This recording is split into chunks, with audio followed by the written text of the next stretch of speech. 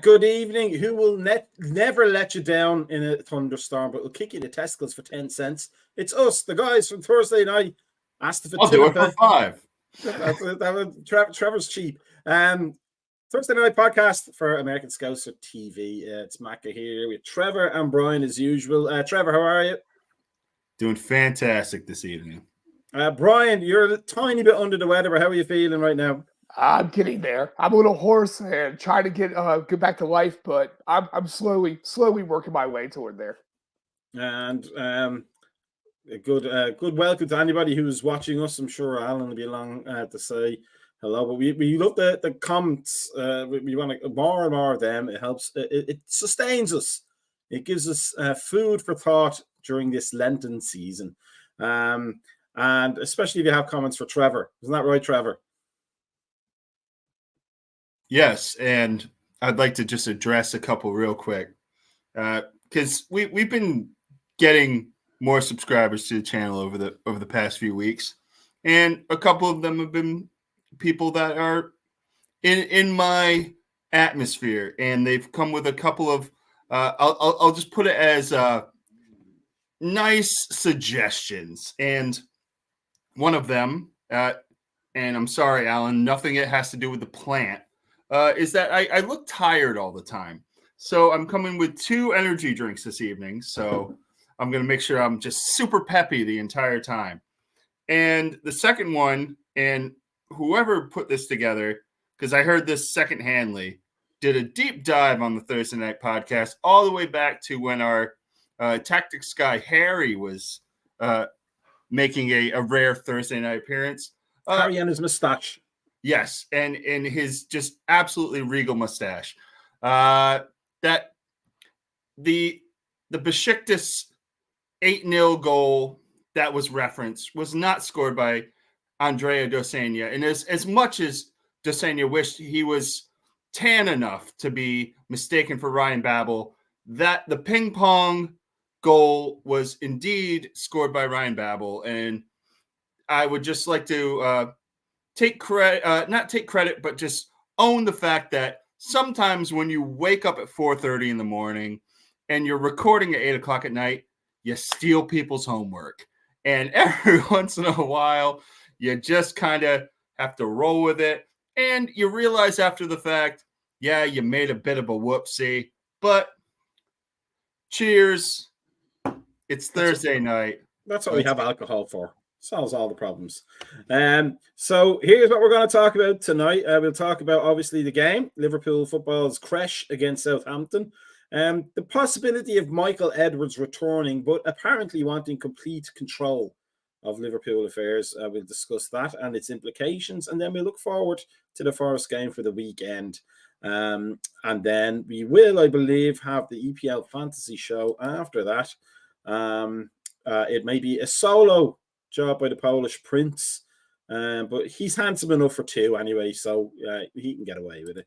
So let's talk about the Southampton game. I didn't get to see it live because I had to pay the mortgage and do all those nasty things people have to do to give the money back to the government and to the banks, etc.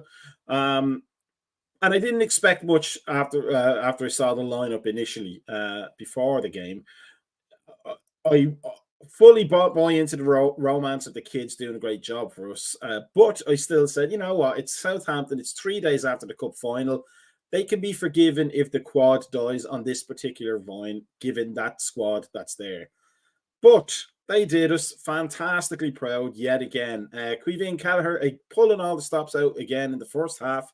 And then we had 2 of the youngest goal scorers in the cup or something like that.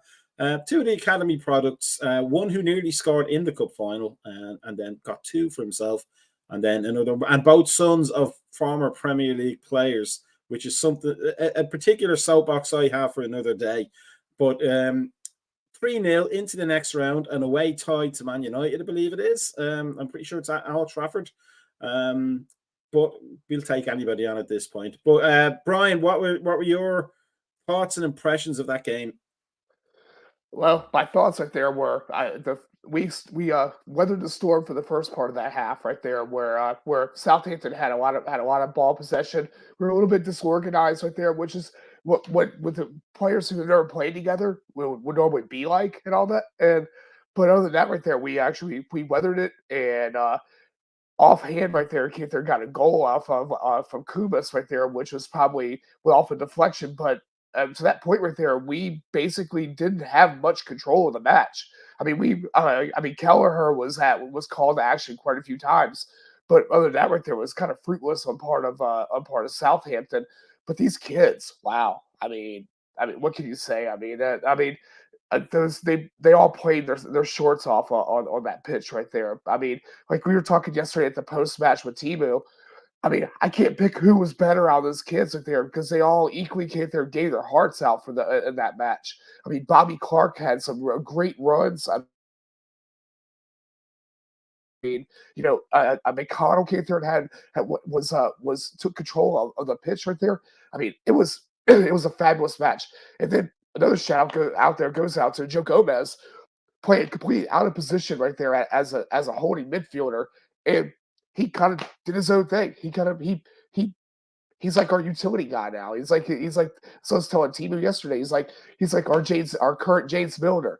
Plug and play him anywhere, and he'll play. So I mean, I'm just happy that these kids got some good time on their hands.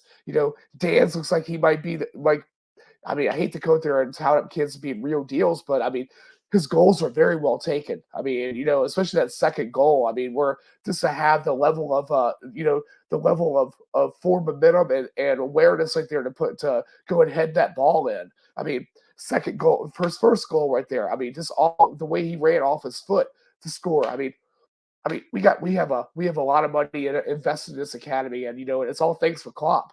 It's also and merging this academy and first team players together and at Kirkby, and so what better can we have right there? I'm happy, completely pleased. Trevor, notwithstanding the fact that Brian sounds like the pimply faced teenager from The Simpsons, Mr. Terwilliger, it's happened again. What did you think about the game? And Cosy always says for these young players, this may be the best period they'll ever have in a Liverpool jersey. But bloody hell, what a period they're having! It's, you could almost say that that's next year's squad without having to buy any major names.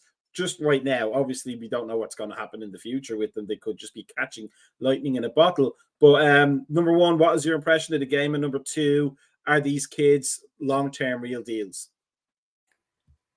Yeah, so like you, in terms of the game itself, I had to watch it after the fact, and it's something when everybody saw the lineup come out, and you saw that after 120 minutes, Virgil was going to be back in the starting lineup. We were all sitting there like, oh no, we're very kind of off put by that. But I think just having him out there for the first half really just instilled a calmness, at least towards the back end of the pitch, especially as they were getting peppered, and like just having him there kind of gave Kelleher that bit of confidence that, like, yeah, I may see a lot of shots, but at least Virgil's going to force that person to take a shot where I at least have a chance at it.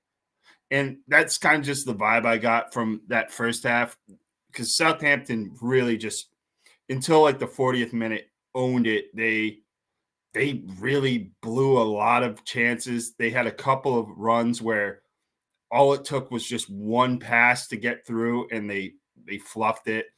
And yeah, that may just be where Southampton's at right now. Yeah, they're fighting for promotion, but they have a lot of guys that just can't make that cutting pass and can't just make that final goal. There's kind of just a true disconnect between them being a championship team and a Premier League team. But that's Southampton's woes aside. The things that the kids were able to do in that game was just outstanding. Yeah, as Brian said, Bobby Clark was an absolute menace. Kumas just coming in and having the wherewithal when he scored to not try to kick the shit out of the ball and put it top bins, just be able to see that the keeper was leaning and just slide it to the left was brilliant. And both of Dan's goals were just absolutely beautiful. I don't want to get ahead of myself. I wrote an article that saying like Liverpool's academy at this point is they're in both camps of, yes, we're building to kind of like save ourselves money in the long run, but also being like, yeah, we're very aware that all of these kids are not going to make it to the first team and that they're going to be sold on. But it's performances like this where like, yo, if Jayden Danns is not part of the next manager's plans and he comes in and he scores 2 goals in a fifth round FA Cup, and he comes in, he maybe gets a goal against Nottingham Forest, and he has these performances where he's given these opportunities and he succeeds through them, maybe we kind of get to give him the Solanke treatment and move him on for 20-25 million. And yeah, it's in just kind of like that whole fandom thing. Oh man, you don't want to like give up on a kid to see this. Sometimes you kind of just have to strike while the iron's hot with academy products. And if he's in that spot where he's doing well and you know that there's enough people ahead of him taking injuries out of the equation where he's not going to be able to get the reps that he needs going forward, and you see a team come in and go like, whoa, we saw what he did in this 8-game chunk and we want to pay you for him, then yeah, you just got to take advantage of that. Brian, I hate to bring up our old Thursday night bugbear, but it has to be done. Jayden Danns' first goal was a little piece of magic. It was a mature, confident, skillful, proper goal scorer's goal, and kind of put Darwin Núñez into perspective, because that's something we would not expect Darwin Núñez to do in that situation at that distance. But of course, we all know that he is capable of doing it. Why is it that an 18-year-old or whatever he is, 19-year-old academy product can put a finish that would have been worthy of Kenny Dalglish on frame in an important game, and Darwin Núñez can only hit the posts from that distance, but still scores bangers from everywhere else on the field? I don't know, you kind of asked the guy that was celebrating right behind Danns too the same question right there, because I watched him and watched him too blow a couple chances in 2 different matches this week right there. But I know sometimes we get a lot of slack right there on slacking off players and stuff like that. But it all depends on work rate and how they do. Like, I know they think that we're really hard on Núñez right there, but we're kind of not as hard on Núñez because we realize everything that he does behind, other than score, which is what a number 9 is supposed to be doing, by the way. I mean, but I mean, there you still have to go with the finished product right there. Danns right there has been teaming up with these with all these other kids right there since they're 8 years old. So I mean, eventually these kids know what they're doing. They know each other's movements. They know their thought processes. They know where that person's going to be at that one point in time right there. I mean, Bobby Clark knew where Danns was at. They know where it's like they're there. They're melded. I mean, if I have to go there and make a complaint right there on there, I mean, that's of a player, like I said, right there. Gapco came there, did take chances on 2 different matches right there. I mean, which I had issues with. I mean, where I have an 18-year-old kid that grabbed it, an 18 and a 19-year-old kid that grabbed this match by the cusp of the neck and scored. I mean, what can I say? I mean, is this a middle thing? I don't know right there, but I'm going to give this to the kids right there for this. But I don't want to slag off players, because I know we're having a lot of people going off on people about slagging players right there lately in social media and all that. But I mean, it's like you got to go there and see how a player plays on the pitch right there. And the same thing goes with whether they have their heart on it or they're just going through the motions. And I'm sorry, right there, I have to go with the players that have their heart in the match. In terms of Trevor, the next round, we would hope that we would have closer to a first team side when we've played Man United. But would you be afraid to have that same team? Maybe not the exact same team. Maybe McAllister in there midfield, perhaps, or Konate and Van Dijk at the back. But there's enough talent in that team to play this particular Manchester United team, I think. And my question is, do you agree that we could beat the current Manchester United team with a mishmash of the players we have available and the players that are coming up through the academy? Because United aren't any great shakes this season, and they also seem to be so divided as a team entity that even one goal against them by kids will force them to collapse. And it seems like as well that Ten Hag is utterly afraid of playing against Liverpool and changes his game plan whenever we come into town. But what are your feelings on that? Yeah, and regardless of the competition, going to Old Trafford is never a fun experience. But with the way that United is currently constituted, with the injuries they have themselves in the back line, and the way they're trying to the way that we're piecing together things is being done kind of pragmatically of like, okay, yeah, it's not going to be the prettiest thing in the world, but at least we know from past experiences that this guy can do this job. And even like with this past one, like moving Gomez into that kind of CDM role it's not ideal, but that he's at least competent enough to not try to do too much from a space where he is not comfortable. So he can kind of just like compartmentalize what he needs to do and just make the passes, make the tackles, and kind of just work through it and not get ahead of himself. Whereas if you got what you saw with United against Nottingham Forest, old friend Divock Origi absolutely put Sofian Amrabat, former Liverpool target, by the way, in an absolute state of agony. That the entire time they were going up against each other, I was listening to it on the radio, and it was just every time that Origi got the ball in the first half, they're like, oh god. They were basically just trying to like describe how Sofian Amrabat was looking to just swan dive off of a cruise ship, because he was just sitting there going, all right, he's out there on an island by himself.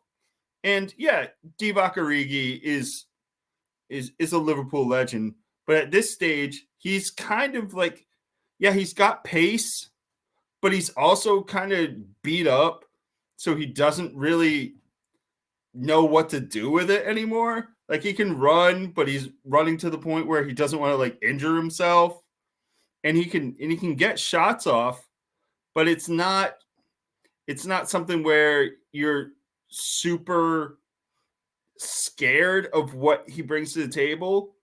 But with just there was no Lindelof, so it was, I think it was Varane, and then Amrabat was on the left. I forget who the other one was, but they couldn't handle Divock Origi in the state of what he's in. So I'd say even like throwing Harvey up there and just letting him loose. If Mo's healthy for a half an hour, that they are going to get PTSD if at the hour mark, even if we're down 1-0, if we brought in Mo at the hour mark, they would go into complete just a catatonic state. They wouldn't know what to do. So I'm cautiously optimistic about this fixture, but there's so much that we have at our advantage that United should be scared of, where I think in the end, it's going to work out in our favor. The other player was Dalot. It was Lindelof and Dalot in the back line for United. But I've just been trying to pronounce Amrabat because I've been calling him Armabat since he got United. I've just realised when you said it, I've been saying it wrong. But Brian, as much as we always are slightly at pains to have anything to say about Darwin Núñez in this show, I will never tire of saying that. As Causey has also mentioned on the pre and post matches, Quiveen Kelleher is some other team's top class number one legend, but he's just unfortunate that he's behind Alisson Becker. But with this injury now, is this a window for Kelleher to stake his claim to the new manager to be the long-term number one going forward? Or should he still look to, get a move to it? I mean, he's been rumored that it has been rumored that Brendan Rodgers might want to take him to Celtic, although Brendan Rodgers doesn't usually select top-class players. So I'm not sure where that rumor came from. But he did another fantastic performance. He just looks like a capable pair of hands, and he looks like he's ready to be the top guy at some club. It just feels like a shame that it's not going to be Liverpool. But my question is, does that injury to Becker, does that change the picture a little different? I don't think it changed the picture at all. I think that Kelleher has to move on. I mean, it's like, because I think that being that Alisson's only 31 years old, he's still got a lot of time right there and between the sticks right there. And I think also, to sort of have the mobility of all the youth keepers to come up and make their way up there, we have to kind of relieve him. Because I don't even count Adrian. I don't even know. I mean, I think he got injured by lifting the League Cup on Sunday anyway. Because that's probably the most action he's had on a pitch right there for about 2 years, I believe. So I think that a move to Celtic is below Kelleher. Honestly, I mean, I think that he's easily a top class keeper in a European league. I could see him right there with Neuer leaving, about to retire, something like that. I could see a move like that could be something that he could look toward, or something in that picture there, because I think he's easily a 35 to 40 million pound keeper, easily. I mean, especially with the saves. If you see right there, a lot of us had doubt with Kelleher when he came in with just like the one-off match right there, but now he's had like a string of matches. You can see what talent that the kid is. I mean, I think that he's gaining confidence, and I think that but he does know that this is a limited position for him. I mean, he's not going to break through here if Alisson Becker's still here. And so, I mean, the only way, like I think it was on Monday, they're bringing up, the only way that Kelleher would stay here is if Ali wanted to leave, and I don't think Ali's ready to leave. So I think that Kelleher is going to be the odd man out on that. I don't know. I mean, like we could still end up with Big Sam Allardyce as the new Liverpool manager. So, although I think everybody will be leaving at that point, they'll all be getting the same bus out. Trevor, let me just end this section of the show to talk about Joseph Gomez. We're so willing him to get that goal, but I'm more specifically willing him not to leave. Because he is that new Milner almost. He's reliable in every position you put him in, but more importantly, and I didn't even realize this at the time because I was so excited about the whole chain of events around it, the game. But in the cup final, when Chilwell or Chill Not So Well, dad joke, had a go at Conor Bradley. Essentially, it looked like Joe Gomez held off 3 Chelsea players from doing anything, and everybody else was like, yeah, I'm not going to mess with him. Is Joe Gomez really one of the unsung heroes of this season? Yeah, and as we talked a lot of times about Cody Gakpo being the Swiss Army attacker, Joe Gomez has been the Swiss Army defender all year, and does that mean Gakpo is the attacker that has bits about him that you don't know what they do? What's this? What's this one? As long as not using a toothpick option. Is this a flashlight? I don't know. But at least with Gomez, he's, I think, whereas Gakpo has been left a lot to be desired. Like the flashlight that doesn't do anything. Gomez, wherever we've deployed him this year, has been outstanding, and I think, and I've really harped on this in the past about how I think players who aren't starters on big clubs are always trying to look to be starters somewhere else instead of embracing roles as substitutes on big clubs, because it just kind of comes with a stigma where you're like, oh, you're just going to be this bench guy or anything like that.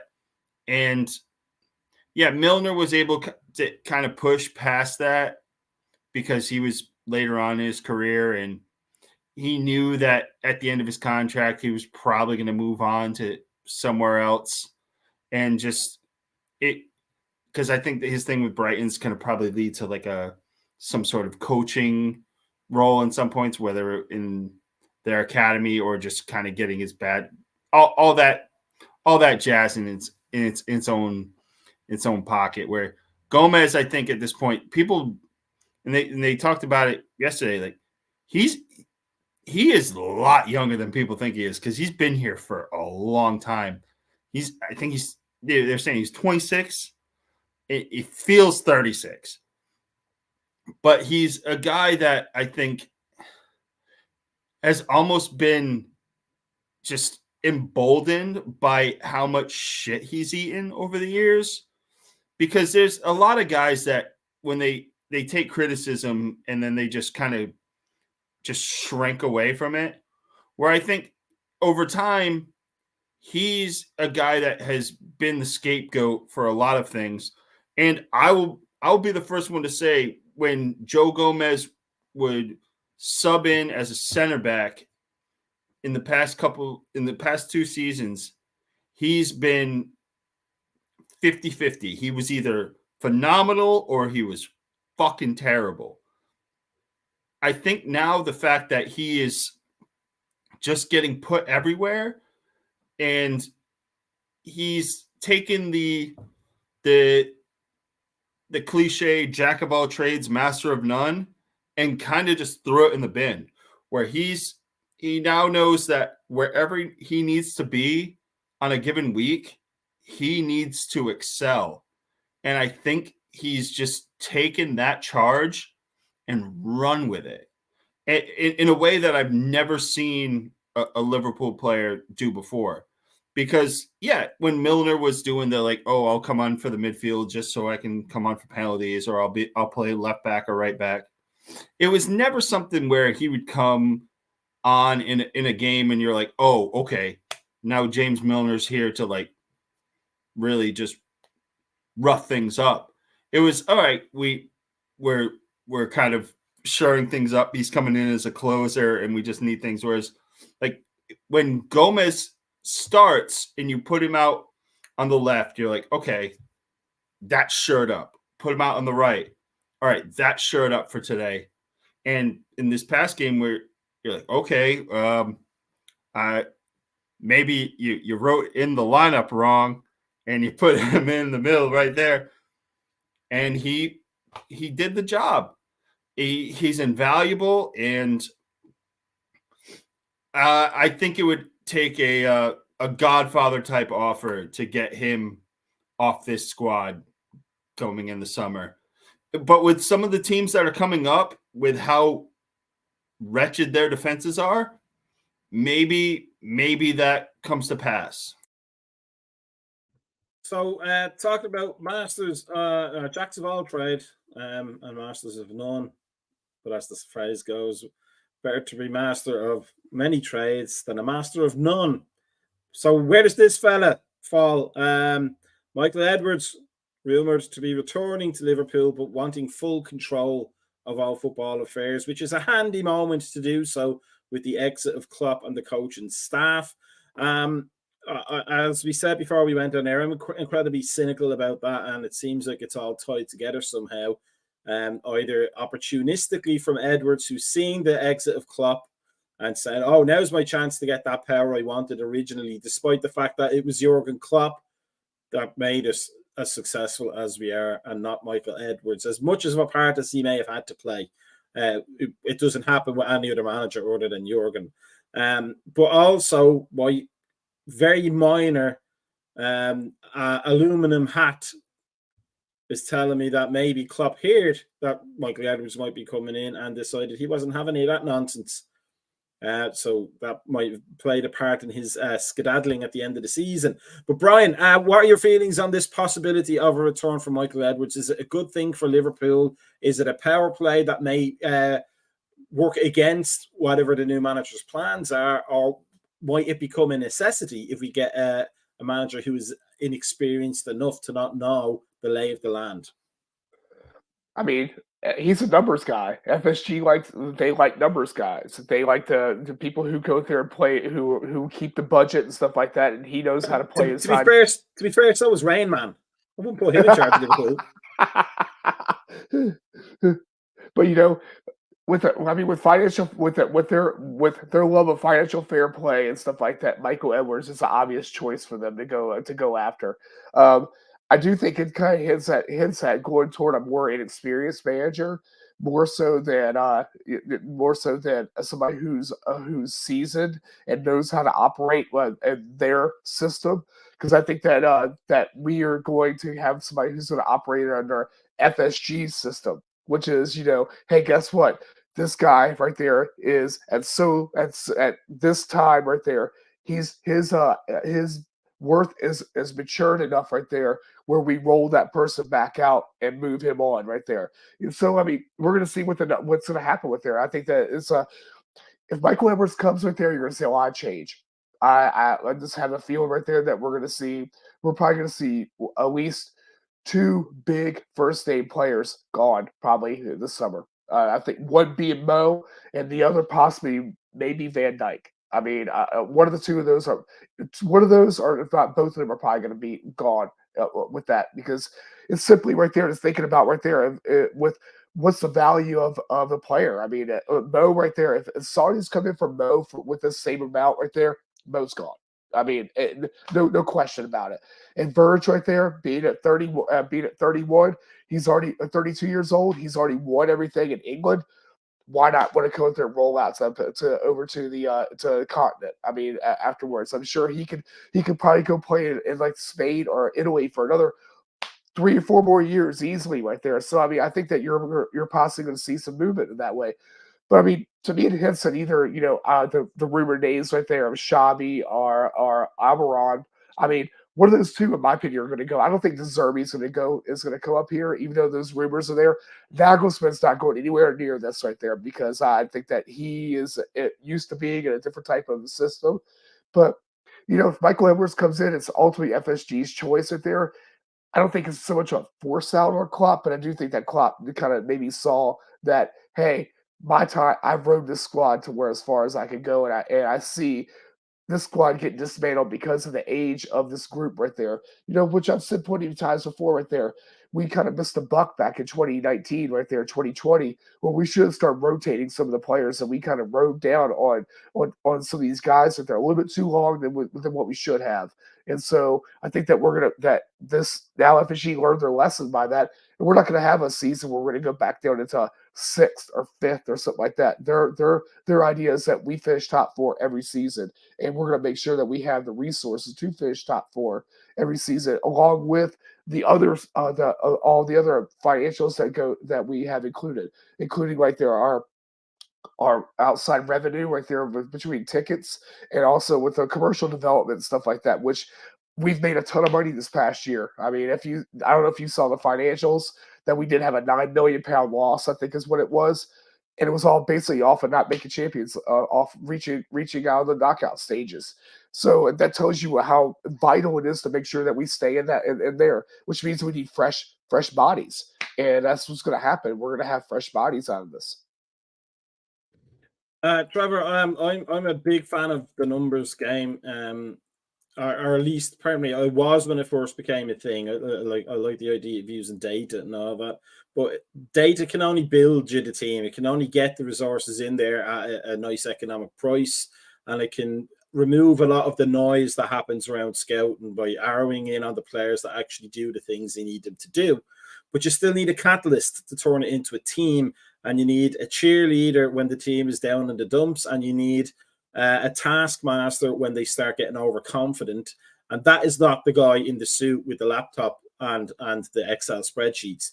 So with Klopp going, is the pressure going to be on Edwards, should he become the new sporting CEO, or whatever the new title would be, to the extent that his time at the club could end up being shorter than the next manager? Yeah, and piggybacking off of what Brian said, I think if Edward comes in, I don't think there's going to be like a mass exodus, but I think it's kind of his return is a marker that there's going to be guys that are going to be sold, and we're not looking at marginal sales. This is something where we've all in professional lives kind of seen the writing on the walls when, like, oh, we got a fun merger coming in, and then you get the interview with that person that you can tell is immediately the fucking hatchet man, and you're like, oh, all right, so just tell me when you're gonna fire me. Just let me know so I can make my arrangements. But with in this instance, it's okay. We're seeing, instead of looking at it as a team and where we're going to promote and move people around to fit a system, it's like you're looking at it as assets. You're looking at it as line items on, like you said, on a spreadsheet. And that is not particularly good for a managerial transition, because that I think if you get Edwards in before the manager, that's going to be problematic, because there's going to be, I think, wholesale changes before the next person comes in and gets to kind of put their stamp on what they want. Whereas if you get the manager first and then Edwards comes back, then you at least get a little bit of pushback. Unless you are getting like a pure pushover, you're getting that kind of Manchurian candidate, just put him in and be like, yes, sell everybody. And then we just kind of sit here in agony. I don't want that to happen, but with how FSG has run the Red Sox, it's not out of the entire realm of possibility. But I'd like to sit here and go, Michael Edwards coming back would bring a sense of familiarity where he knows what the club needs in terms of balance of the players that can come in and fit into the community and do the job that's being asked of whatever coach comes in. Because I'm sure if he's coming in, he's not coming in blind. They have at least, they're going to tell him at least like 2 or 3 guys that are that the iron's on the fire of, okay, this is one of these 3 guys. So if you're going to work with either of these guys, do your research, do your due diligence of if you're going to be buying and selling players for this particular person, what you need to do. And I think he's as enough of a professional where he would go through all of those steps to make sure that there was no incongruence between what he wants to do and what a new manager would want to do. But in the end, I also kind of view him coming back in this thing, like I said before, as a hatchet man. So, yeah, Saudi wants $250 for Mo. Bye. Oh, Inter Milan's going to pay $70 for Virgil? Bye. What? Leicester City's coming up and they want to pay $50 for Kelleher? Bye. And then all of a sudden, all these pieces start going away. And then it's like, oh, look at all this money we brought in. Oh, shit, we lost 7 players, and it's 2 days before deadline day. Hey, Arthur. And it's like one of those type of things. And then we're just shitting a brick. And that's just the worst case scenario. And I'm trying to just, if I can just pull all those words back into my mouth and just make sure that never happens, that's all I can hope for. Because Brian, that is true. The Arthur situation is as bad as it could get, really, isn't it? I mean, if we do lose those players, and it's not just a matter of the money coming in; it's also the end of an era feel for the likes of Mo and Van Dijk, and I think possibly Becker as well when Klopp goes. A chance to make a clean break on a good moment with the Liverpool fans. But the danger is that with full control, Michael Edwards may buy players and sell players in deals that are good for the club on the spreadsheet, but not necessarily good for the new manager, who is going to, in that scenario, probably need a hell of a lot of patience from us supporters before he gets anything going, especially if he's left a winning team. Because if we finish 7th in that first season because we lost all those big players and we ended up with the 2024 version of Arthur Milo and maybe it's the return of Shaqiri, like at 40 years old, Chicago Fire legend. Yeah, the power cube. But that would be cutting off the new manager's legs from the start, and it would cause a division. I think, do you agree, within the fan base or between the fan base and the club that hadn't been seen since Rafa against the board in 2009? I think if we're if we're talking to Edwards right now, Edwards is also talking to whoever our choices are to try to get a feel. It's kind of like what Trevor was saying, to try to get a feel about what exactly is your plans and how would you work with this player or that player, and how would that impact you? Because I think that really honestly right there. So say for instance, if Mo goes, I think we're gonna spend at least half of that money to have a Mo replacement. I mean, I think that, so I think that's gonna happen. I don't think that we're gonna go through and they're gonna go there and have 150, but that 150 will go back into the overall debt that we do have right there. But according to what FSG say, all the money that goes to the players stays within the players. So I think that this could be something they'll look down toward the ladder down the road right there about building up that academy even more. Because the academy itself is a money turner too. So I mean, I think that if we go and so Mo goes, they're going to go out there and go after somebody that's going to have some commercial value for them also. So you think about that. If Mo is gained that whole entire African and Middle Eastern market right there, with it being the superstar of that whole thing, our shirt sales in Africa and Middle East get their wood out the window. So you think about they're going to try to make some type of move at least to go out there and to make sure that capital stays.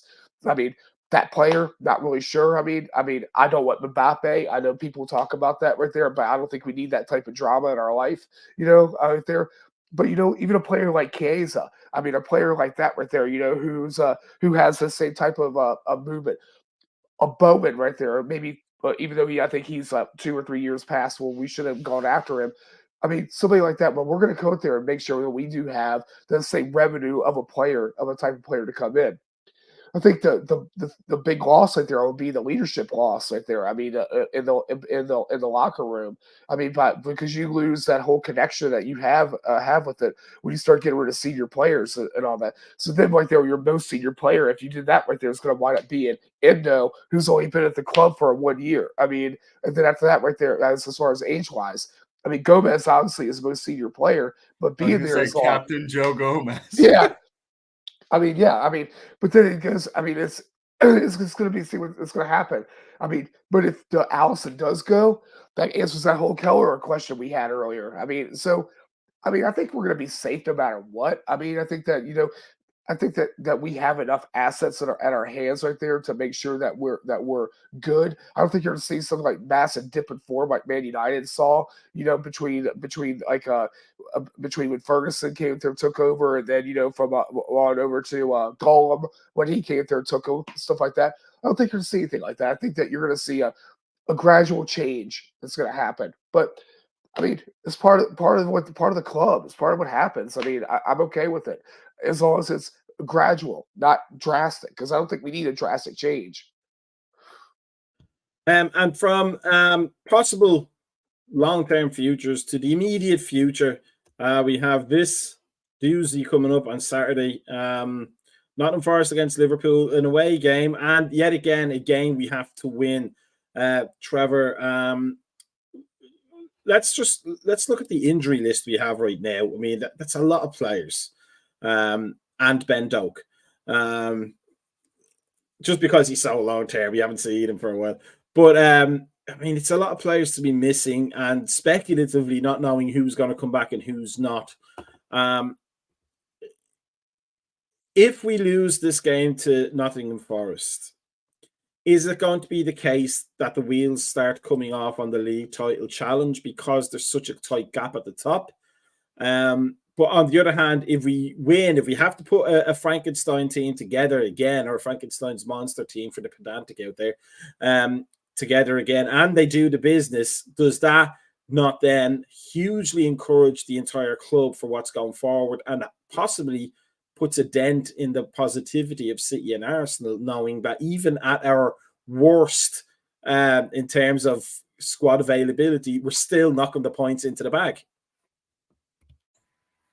Yeah, I think that will be a huge blow to their egos because I think maybe two of those guys will be back for the Forest game.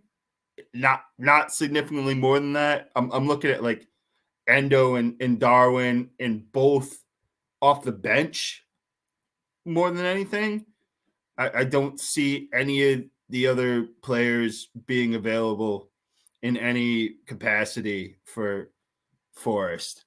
I think anybody that's on the brink is kind of going to be held out for the City game.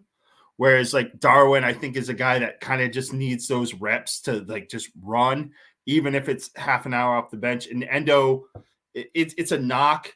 So it may just be something where he can't start, but if you need him to come in and it's 1-0 to just come in and start putting some heat on people late in the game, get his customary yellow card. I'm here for it. But yeah, I think being able to beat Forest, I'd say a draw is not the worst thing in the world, but to go and be able to beat them would be tremendous. Just because I'm sure that we're going to see a lot of the same faces that we saw against Southampton again this weekend, just because it's necessity at this point. There's no like dancing around the fact that this team is beat up, and you kind of just need to not only rely on who's available, but who's in form. And as much as people want to kind of go, well, you can't just throw it all on the kids. The kids are playing well. The kids are informed. So you kind of just got to roll with it at this point. And playing an 18-year-old 3 times in a week, yeah, and this goes back to like my like AAU basketball days. Like, oh, playing 4 games in a day.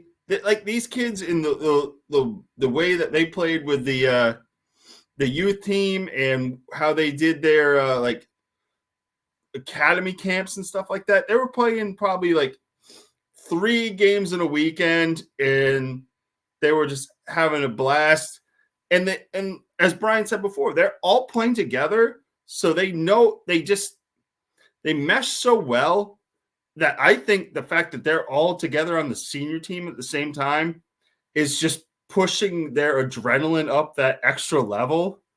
And yeah, just let run. Forest is a team that is going to, as much as United, our next opponent in the FA Cup, couldn't quite take advantage of it in the round of 16.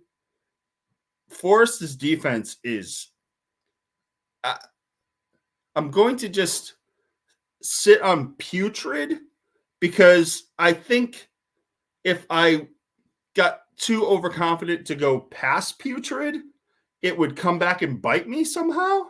So we'll sit on putrid and just sit at that. And yeah, Jaden Dans, go get 2 more, brother. Brian, that's a nice little segue for what I was going to ask you. We talk about players in form. I think I agree with Trevor in terms of the young kids are doing well. They're in form, so why not use them? But also there's a danger that they have a moment in time, and you just can't predict when that moment, when the wheels come off that for them, because they are young and inexperienced. But in Jaden Dan's case, two goals in the cup, it's not to be sniffed at. Would you start him if Darwin Núñez was a bench player this weekend? And we don't have Salah, and we only have Gakpo, and we only have Diaz. Would you stick with Elliott, or would you start with Dans and see what he could do? That's kind of a hard question right there. I mean, I think that Salah actually may have be a chance of being on the bench right there. I think that just so we can just have him there, just in case. I think that same thing goes with Szoboszlai, and I think that you're going to see Núñez on the bench. Why not start Dans? I mean, he obviously came through and showed that he can score. I mean, why not? What's going to hurt? I mean, I'd put him there and have Harvey right there on the right side, and have Diaz on the left side, and then go there and have them go there and put the McConnell and put Clark again, and put Endo behind them. And let's roll. I mean, put Verge right there in the back. Let Verge go there and play. Swap Verge out right there toward with Kanate. I mean, sure, why not right there? I mean, but I do think that we're going to see some minutes out of some of our senior players, because we do have a matchup against Slavia Prague coming up on next Thursday. So we have to kind of think about that ahead too. And then we got to think about City after that. I mean, so it's a lot of stuff riding right there the next week, and we need to make sure these guys are healthy and ready to go. Trevor, I mean, that is a fact. We do have a midweek European game, but also the fact that it's 2 legs, does that not help us a little bit in that we can retain the big name senior players past that game? Hopefully we keep it tight, if not win it, and then win it in the second leg once we get past City. Or should we really be thinking about doing the damage in that first leg? Yeah, no, I think it's about these next 2 games. Win at Forest by hook or by crook, however you need away, and then damage minimization against Sparta Prague, because it's one of those going to kind of those like the middle Europe on a Europa League night is never ideal, just because those environments are just so chaotic, and that this is like a cup final for them. And I just kind of threw up a little in my mouth saying that, because there's just so much of that. But you really want to just get everything. I think you want to get more out of the Forest match and try to get a 1-0, 0-0 in Prague, and then get out. Brian, very quickly before we leave for the fantasy show solo, let's all gaze at the Polish Prince's hairline. What is your score prediction for Saturday? 3-0. I think that we I got. like it. I think that we're easily enough right there to get past them. I mean, well, from what I saw in the midweek, I know, of course, right there that they're not. That's not what they're fighting for right there. They're fighting to stay up right there. But I think we're too strong for them. Trevor, what's your score prediction? 2-1. The Forest goal comes halfway through the second half and gives them hope that we quickly dash out by not letting them see the ball for about 25 consecutive minutes. I've got to go. It's a mutual special of 3-1, but the one will be last 15 minutes, courtesy of our man Origi. A nice nostalgia goal. Maybe it comes off the post, bounces off. Just let him matador a goal in and be like, yeah. This is the Divock Origi memorial goal right here. This is a thank you for all of those good times. Hey, before we go right there, you saw Everton had their points reduced right there too. I told you, 17th forever, the turd that cannot flush. Yeah, the turd that cannot flush. We'll get the to that. Unflushable turd. We got to turn it into merch. Yeah, we have to do that. We have to make some money off of that. But we can't make any money if nobody's following us or watching us. So make sure you are on our YouTube like and subscribe list. Make sure you're on our Facebook and our Instagram. Make sure you are on our Discord channel. And as Mr. Bickler always says, like and subscribe, smash that like button. Or tap it gently if you're a Thursday night regular, because we don't have those kinds of keyboards. So the fantasy show is up next. It is a solo effort from the handsomest of us all, the Polish Prince. Maybe Gali. By far. Maybe Gali will make an appearance later on. But from us, enjoy the weekend, enjoy the game, keep an eye out for pre and post matches, and also the morning coffee show tomorrow morning. And we will see everybody soon. We will hopefully have a lot to cheer about on Saturday, because I really do think that if we win this with the kids, we just send out so many markers to everybody else that this is Liverpool's year, and don't even think about taking that trophy from us. So peace out to everybody.